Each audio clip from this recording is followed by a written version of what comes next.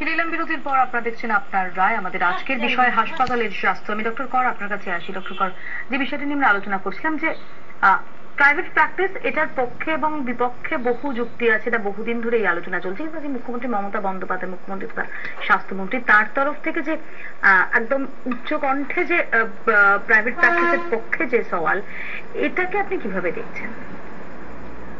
আমি শুধু এইটুকুই বলছি যে আমার কাছে একটু অবাক লাগছে যে এটা নতুন কিন্তু কিছু নয়।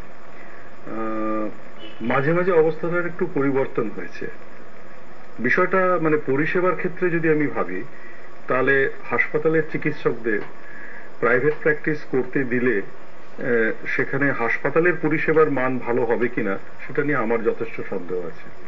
আমি যখন ছাত্র ছিলাম তখন সমস্ত মেডিকেল কলেজে প্র্যাকটিস করা যেত, শুধুমাত্র পিজি হাসপাতালে প্র্যাকটিস করা যেত না। তখন কিন্তু যারা প্র্যাকটিস করতেন, অর্থাৎ আমাদের শিক্ষক যারা প্র্যাকটিস করতেন, তাদের কিন্তু কখনো দেখিনি যে তারা আউটডোরে দেরি করে আসতেন বা অপারেশনটা ঠিক সময় করতেন না। বিষয়টা হচ্ছে একটা দায়বদ্ধতার, বিষয়টা হচ্ছে একটা নৈতিকতার। সেটা যখন থাকে তখন মানুষ দুতরফেই ঠিকভাবে কাজ করতে পারে। যখন মেডিকেল কলেজে নন প্র্যাকটিসিং করা হলো, তারপরে কিন্তু সরকার একটা আদেশনামা দিয়ে বলেছিলেন পে ক্লিনিক করার কথা। মেডিকেল কলেজ থেকে মহকুমা হাসপাতাল, রাজ্য সাধারণ হাসপাতাল পর্যন্ত পে ক্লিনিক করার কথা। অর্থাৎ সেখানে স্বল্প মূল্যে পলিক্লিনিকের মতন স্বল্প মূল্যে পরিষেবা পাবেন এবং সেই পরিষেবার জন্য চিকিৎসক, nursing staff, group D staff যারা থাকবেন তারা সেই অর্থের একটা অংশ পাবেন। দুর্ভাগ্যজনকভাবে প্রায় সকলের অসহযোগিতায় এই পরিকল্পনাটা গোটা পশ্চিমবাংলায় কখনো তেমন ভাবে চালু হতে পারেনি, কয়েকটি বিক্ষিপ্ত জায়গা ছাড়া। তারপরে মেডিকেল কলেজগুলিকে প্র্যাকটিসিং করা হলো।